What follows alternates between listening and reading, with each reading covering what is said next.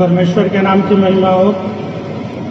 और परमेश्वर हमसे बातें करेगा, हम उसकी कुछ वार्ता को सुनेंगे। सबको रचने वाला जो परमेश्वर है, ये सारे विश्वासी जानते हैं कि हम सब की रचना परमेश्वर ने की, ये सबको पता है। ये भी पता है वही चलाता है, वही संभालता है, वही सिखाता है। लेकिन यह जानते हुए भी हम कभी कभी परमेश्वर से अपना ध्यान हटा लेते हैं, क्योंकि मनुष्य का ऐसा स्वभाव है कि वो जिस चीज़ को देखता है उस पर वह तुरंत विश्वास कर लेता है, और जो चीज़ उसे दिखती नहीं उस पर विश्वास करना उसके लिए थोड़ा मुश्किल होता है। वो परमेश्वर जिसने पूरी सृष्टि की रचना की, जिसने हमारे और आपकी रचना की, उस पर से हमारा ध्यान हट जाता है और हम भटकने लगते हैं फिर। और इसमें बाइबल एक वचन को बताती है जिसे हम पढ़ेंगे, निर्गमन की पुस्तक निकालेंगे, उसका 33वां अध्याय, चैप्टर 33 वर्स 20। फिर उसने कहा, तू मेरे मुख का दर्शन नहीं कर सकता, क्योंकि मनुष्य मेरे मुख का दर्शन करके जीवित नहीं रह सकता। निर्गमन 33:20 क्या कहता है? परंतु उसने कहा, तू मेरे मुख का दर्शन नहीं कर सकता, क्योंकि कोई मनुष्य मेरे मुख का दर्शन करके जीवित नहीं रह सकता। आप अपने परमेश्वर को नहीं देख पाते इस शारीरिक आंखों से। इसका कारण है जो बाइबल का वचन बताता है कि तुम मुझे नहीं देख सकते, क्योंकि मुझे देखोगे तुम्हारी शारीरिक मृत्यु हो जाएगी, क्योंकि उसका तेज इतना भयंकर है, इतना अधिक है कि हम परमेश्वर को अपने इन शारीरिक आंखों से नहीं देख सकते। यही कारण है कि हम परमेश्वर को नहीं देखते शारीरिक आंखों से, जबकि हम जानते हैं कि हमारा परमेश्वर है। और कह रहा, मेरे मुख का दर्शन कोई नहीं कर पाएगा, क्योंकि फिर उसका जीवित रहना नामुमकिन है। यहाँ शारीरिक मृत्यु की बात हो रही है। ये अपना रहस्य परमेश्वर स्वयं बता रहा है कि भाई चिंता मत करो, मैं हूँ, मैं जीवित हूँ, लेकिन तुम मुझे देख नहीं सकते, और अगर देख लिया तो जीवित नहीं रह सकते। हम अपने जीवन को खो देंगे अगर परमेश्वर अपने साक्षात रूप में उतर जाए, तो हम अपने जीवन को, इस शारीरिक जीवन को खो देंगे। लेकिन आश्चर्य की बात है कि हम परमेश्वर को अपने शारीरिक आंखों से नहीं देख सकते, लेकिन हृदय की आंखों से, अपने मन की आंखों से परमेश्वर को देख सकते हैं। हमें, क्योंकि परमेश्वर ने जब मनुष्य को बनाया तो क्या कहा? मैं तेरे अंदर निवास करूंगा। आप परमेश्वर को अपने अंदर रखने वाले लोगों में हैं, तो उसे आप अपने हृदय में खोजिए, आपको वहाँ वो दिखेगा। ये एक आश्चर्य की बात है, आप नहीं देख सकते। और ये चमत्कार है परमेश्वर का कि वो अंदर है, आपको कोई नुकसान नहीं बल्कि फायदे होते हैं। जब परमेश्वर है, उसकी पवित्र आत्मा है। हम लेकिन सच्चे परमेश्वर को भूल रहे हैं, जबकि हम उसके बारे में जानते हैं। इतने दिनों से बाइबल वचन सब आपने पढ़े सुने, लेकिन मनुष्य का स्वभाव है नहीं देखने वाली चीज़ पर थोड़ा विश्वास करना मुश्किल है उसके लिए। आइए दूसरा वचन एक पढ़ते हैं, इब्रानियों 11:27। इब्रानियों 11:27। विश्वास ही से अपने राजा को क्रोध की चिंता न करते हुए मिस्र देश को छोड़ दिया, क्योंकि वे अनदेखे को मानो देखते हुए दृढ़ बना रहा। क्या कहता है वचन इब्रानियों 11:27, विश्वास से ही उसने राजा के क्रोध की चिंता न करते हुए मिस्र देश को छोड़ दिया, क्योंकि वह अनदेखों को मानो देखते हुए दृढ़ बना रहा। ये किसके विषय में है?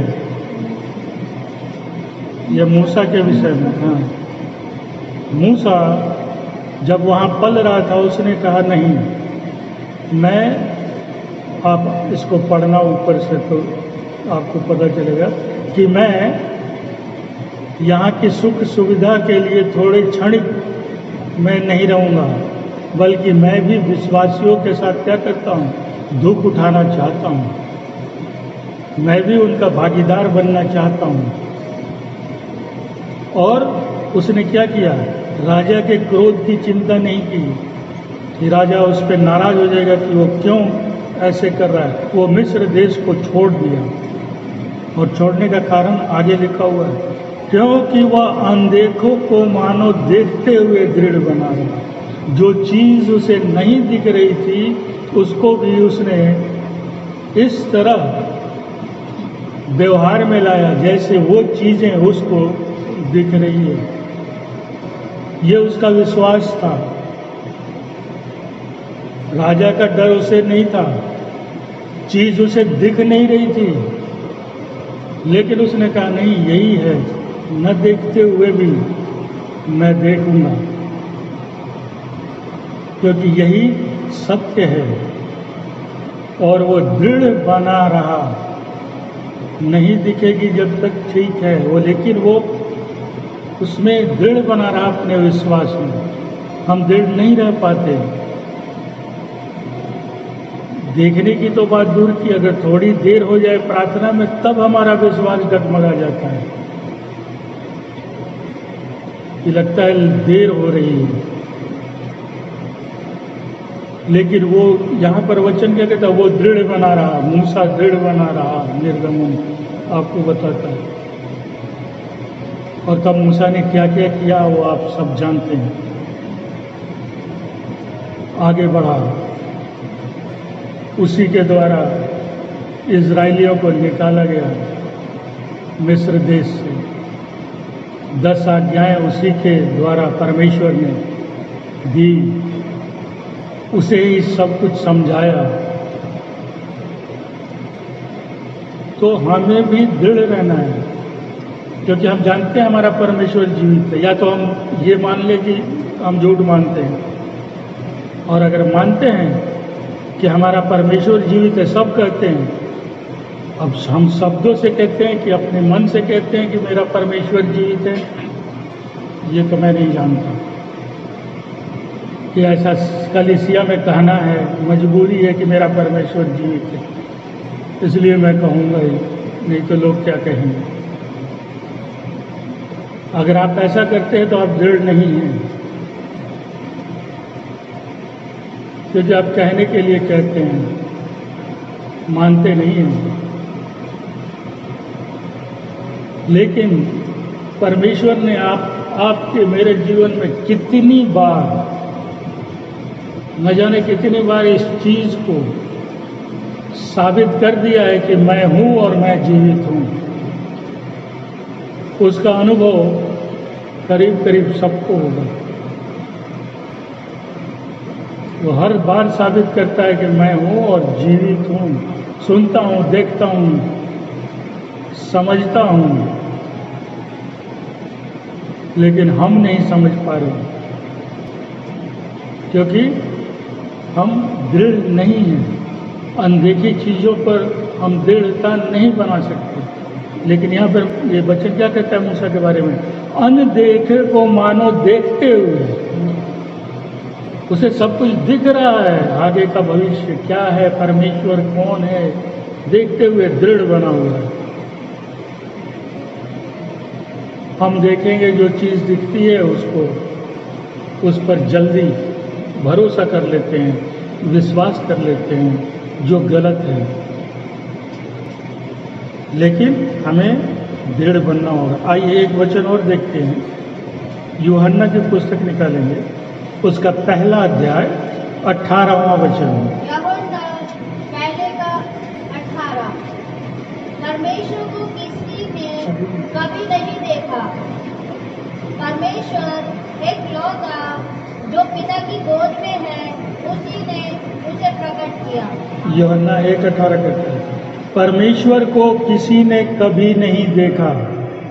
परमेश्वर इकलौता जो पिता की गोद में है उसी ने उसे प्रकट किया। परमेश्वर को किसी ने नहीं देखा वचन कहता है, लेकिन परमेश्वर का इकलौता है कौन? उसका पुत्र यीशु, जो परमेश्वर की गोद में है, और कह रहा उसी ने परमेश्वर को प्रकट किया। अब आपको ध्यान होगा, हम लोग बहुत बार संदेश सुन चुके हैं, पास्टर जॉर्ज भी इस पर बोल चुके हैं मेरे द्वारा भी, कि यीशु धरती पर मानव का रूप लेकर क्यों आया। उसके बहुत से कारण क्यों आया, उस पर आप संदेश भी सुन चुके हैं। और यहाँ कहता है कि वो प्रकट किया परमेश्वर को, उसके लिए आया और मानव रूप में आया, मनुष्य के रूप में। क्यों? क्योंकि अगर यीशु अपने सही रूप में उतर जाता तो उससे कोई देख नहीं पाता, क्योंकि वो परमेश्वर का पुत्र है, उसके पास भी वही तेज है। ये एक बात है, इसलिए उसको पिता ने मनुष्य के रूप में भेजा कि अगर तू अपने असली रूप में उतर गया तो लोग तो मर जाएंगे, तुझे देख ही नहीं पाएंगे, क्योंकि वो भी अपने पिता की तरह तेज रखने वाला है। इसीलिए मनुष्य के रूप में उसे धरती पर आना पड़ा। इसका एक ये भी कारण था वो मनुष्य के रूप में आया, क्योंकि वो अब कहता है ना कि वो जब आएगा दूसरी बार घोड़े पर चढ़कर, तो लिखा हुआ है क्या तेज होगा। इसलिए मनुष्य के रूप में उसे उतारा गया कि जाओ और परमेश्वर के बारे में बताओ, उसको प्रकट करो। और उसके पुत्र ने वही किया, एक मनुष्य का रूप लेकर। इसलिए आपको क्या करना होगा? परमेश्वर तक पहुंचने के लिए यीशु पर विश्वास करना होगा, क्योंकि वचन साफ कहता है परमेश्वर को किसी ने नहीं देखा, लेकिन उसका पुत्र है जो प्रकट किया, उसके द्वारा आप परमेश्वर तक पहुंच सकते हैं। इसीलिए वो आया भी और उसने परमेश्वर के सुसमाचार को बताया, क्योंकि ये हमें अब दृढ़ रहने की जरूरत है। अब हमें चुनाव करना है किस तरफ रहें, क्योंकि अंत समय है। बातें बाइबल की पूरी हो रही हैं, आप लोग देख रहे हैं। कल जिसने भी रात को न्यूज़ देखा होगा, फिलिस्तीन और इजराइल की लड़ाई शुरू हो चुकी है और बड़ी भयंकर लड़ाई चल रही है। बाइबल का ये भी वचन अब पूरा होने जा रहा है, इजराइल और फिलिस्तीन। धीरे धीरे करके एक एक चीज़ें पूरी हो रही हैं। उतना शायद समय हमें न मिले कि जो दिखती है उस पर विश्वास करूं, या जो न दिखती उस पर विश्वास करूं। और इसी चुनाव में हम अपने जीवन को खो दें और प्रभु का आगमन हो जाए। इसलिए आप जब जानते हैं कि आपका परमेश्वर जीवित है, यीशु ने उसे प्रकट किया है, तो विश्वास भी तो करिए, उस पर अपना विश्वास रखिए। क्योंकि जिन चीज़ों पर आपकी नजरें हैं, आपकी आशा टिकी है, खत्म हो जाएगा, लेकिन परमेश्वर सदा के लिए है, जो हमें और आपको बचाना चाहता है। इसलिए इन चीज़ों पर, देखने वाले चीज़ों पर अगर आपकी आशा है तो आपकी आशा व्यर्थ है, आप कुछ नहीं कर पाएंगे। इसलिए हमें ध्यान देना होगा। आइए निकाले अय्यूब की पुस्तक 9:11 क्या कहता है? अय्यूब का 9:11 यदि मैं मेरे पास से होकर चले तो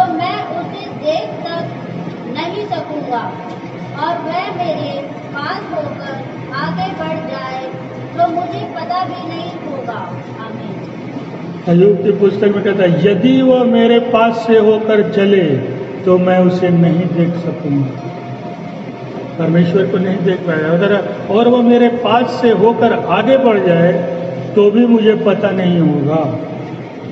लेकिन परमेश्वर आप अपने वचनों के द्वारा हमें बार बार समझाता है क्या, कि मैं तुम्हारे साथ हूँ, मैं तुम्हारे पास ही खड़ा हूँ। आप उसको महसूस कर सकते हैं, उसकी उपस्थिति को अपने हृदय से। आँख से नहीं देख पाएंगे वो कब आया कब गया, आप ये खोजते रह जाइएगा।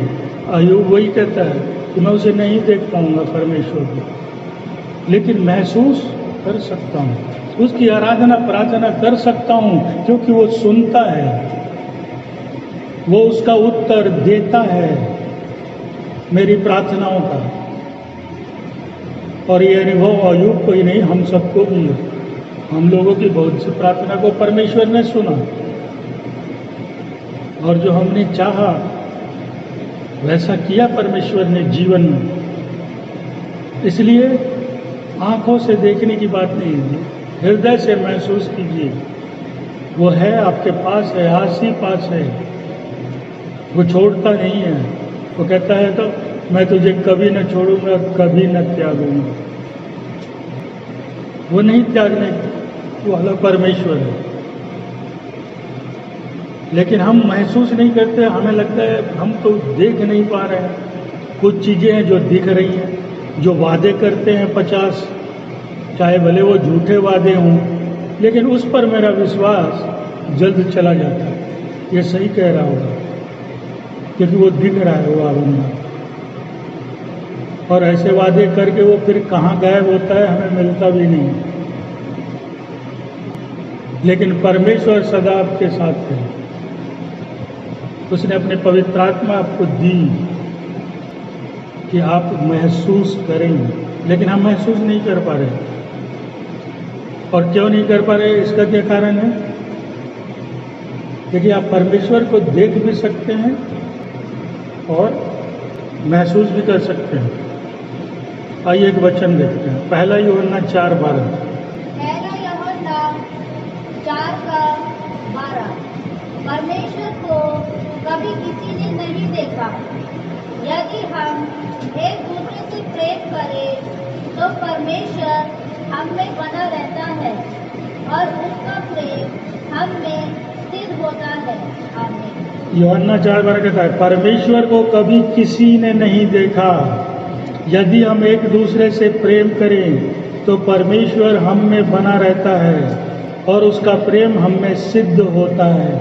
क्या कहता है वचन? परमेश्वर को तो नहीं देखे, लेकिन अगर एक दूसरे से प्रेम करो तो परमेश्वर तुम में बना रह सकता है और बना रहता है, और उसका प्रेम हम में, उसका भी प्रेम हम में सिद्ध होता है। दिक्कत कहाँ है? हमें एक दूसरे से प्रेम ही नहीं है। प्रेम नहीं है, परमेश्वर नहीं है। वचन साथ कहता है, यदि हम एक दूसरे से प्रेम करें तो परमेश्वर हम में बना रहता है। आप क्यों महसूस नहीं कर पा रहे परमेश्वर को अपने अंदर? क्योंकि शायद आप एक दूसरे से प्रेम नहीं करते। आपके अंदर अभी भी कहीं न कहीं नफरत है, किसी के प्रति हो। सबसे आसान तरीका, एक दूसरे से प्रेम करिए, परमेश्वर को आप जान लेंगे अपने अंदर। लेकिन ये बड़ा मुश्किल काम है। प्रेम करना बहुत आसान नहीं है एक दूसरे से, क्योंकि यीशु तो और कह दिया, दुश्मन से भी करो। यहाँ तो अपने भारी पड़ रहे हैं, दुश्मन तो दुश्मन है। लेकिन रास्ता तो एक ही है, परमेश्वर। आज परमेश्वर आपको बता रहा है, एक दूसरे से प्रेम करो, मेरे प्रेम को भी तुम प्राप्त करोगे। और मुझे महसूस क्यों? क्योंकि तब मैं तुम में रहूँगा, बना रहूँगा। जहाँ नफरत है, जहाँ ईर्ष्या है, जहाँ जलन है, जहाँ क्रोध है, परमेश्वर वहाँ वास नहीं करता। इन सब चीज़ों से वो दूर है। इसलिए मैं कह रहा हूँ अंत समय में इन सब चीज़ों को हमें समझना है। परमेश्वर बार बार समझा रहा है, क्योंकि अंत समय में अगर परमेश्वर ने भी साथ, जिस तरह लोग मर रहे हैं, मैंने अभी फिलिस्तीन और इजराइल की एक साथ इतने रॉकेट चल रहे हैं, कितने लोग मर रहे हैं। आप सोचो अगर परमेश्वर भी मेरा साथ छोड़ देता, आपका साथ छोड़ दे, तो हमारा क्या होगा? कहाँ जाएंगे फिर हम? और परमेश्वर कौन सी बड़ी चीज कह रहा है? कह रहा है एक दूसरे से प्रेम करो, मैं रहूंगा तुम्हारे साथ। लोग परमेश्वर को क्यों खो रहे हैं? इसीलिए कि प्रेम उनके जीवन में नहीं है। और परमेश्वर प्रेमी परमेश्वर, वो चाहता है कि मेरे विश्वासी प्रत्येक से प्रेम करे। इसीलिए वचन दिया उसने, कहा प्रेम करो और मुझे पाओ। इसलिए आप जब वचन को समझ रहे हैं, पढ़ रहे हैं, तो इस समय में जो कि मुश्किल घड़ी है, और बाइबल कहती है ये भी मुश्किल नहीं है, भी इससे मुश्किल आने वाली है। उस समय क्या होगा हमारा और आपका, अगर परमेश्वर हमसे दूर हो गया तो हम क्या करेंगे, कहाँ जाएंगे? इसलिए सत्य वो नहीं जो दिखाई देता है, हम उसको मान लेते हैं। जो चीज़ नहीं दिखती वो भी सत्य है, और परमेश्वर के मामले में खासकर वो नहीं दिखता। उसने पहले ही बता दिया, तुम मुझे नहीं देख सकते हो, लेकिन मैं तुम में बना रहता हूँ और रहूँगा। कैसे प्रेम अगर करते हो एक दूसरे से, मुझे महसूस कर लोगे कि मैं हूँ। उसको जानने का, देखने का यही तरीका है। आप इस सांसारिक शरीर, शारीरिक आंखों से नहीं देख सकते, क्योंकि वो कहता है कि तुम नहीं बच पाओगे। लेकिन उसने उपाय निकाला कि मैं तुम्हारे अंदर ही रहूँगा, कोई हानि तुमको नहीं होगी, तुम महसूस करोगे मेरी उपस्थिति को, मेरी दया को। वो आपको चंगा कर देगा। शांति, सुख, चंगाई, धन, ज्ञान, आशीष, अनुग्रह सब देने को तैयार है। लेकिन हम उसे खोज कहाँ रहे हैं? ये बड़ा महत्वपूर्ण विषय है कि हम इन सब चीज़ों को कहाँ खोज रहे हैं? कहाँ चंगाई खोज रहे हैं? कहाँ शांति खोज रहे हैं? कहाँ सुख खोज रहे हैं? कहाँ धन? कहाँ ज्ञान? किससे अनुग्रह चाहते हैं? किससे और किसकी शांति चाहते हैं? ईश्वर कह रहा मैं अपनी शांति देने को तैयार हूँ। और अगर हम ऐसा नहीं करें, आने वाला समय बहुत मुश्किल क्षणों भरा हुआ है। इसलिए जब परमेश्वर आज आपसे बात करके बता रहा है कि भाई समझ जाओ एक बार फिर से, देखना दूर, लेकिन मेरे पुत्र ने प्रकट किया था मुझे, मैंने भेजा था धरती पे तुम लोगों के बीच में तुम्हारे ही समान बनाकर, और उसने प्रकट किया, फिर भी तुम नहीं समझे। तो अब परमेश्वर क्या करेगा? वो तो चाहता है कि बार बार हम समझ जाएं। इसलिए हमें किसी दूसरे के बहकावे में आके लालच में पड़ने की जरूरत नहीं। आप जानते हैं आपका परमेश्वर आपको सब कुछ दे सकता है। फिर से संसार में वापस लौटने की गलती न करें, क्योंकि वही परमेश्वर हमेशा बना रहेगा। आखिरी वचन पढ़िए, मैं समाप्त करूं। पहला तिमोथी 1:17। अब सनातन राजा अर्थात अविनाशी अद्वितीय परमेश्वर का आदर और महिमा युगानुयुग होती रहती है। 1 तिमोथी 1:17 कहता है, अब युग युग के राजा अर्थात अविनाशी, जिसका नाश नहीं होने वाला कभी, अदृश्य जो दिखने वाला नहीं है, वो अदृश्य है, अद्वैत, उसके तरह दूसरा कोई नहीं है। उस परमेश्वर का आदर और महिमा युग युग होती रहे। बस उसी परमेश्वर की महिमा होगी।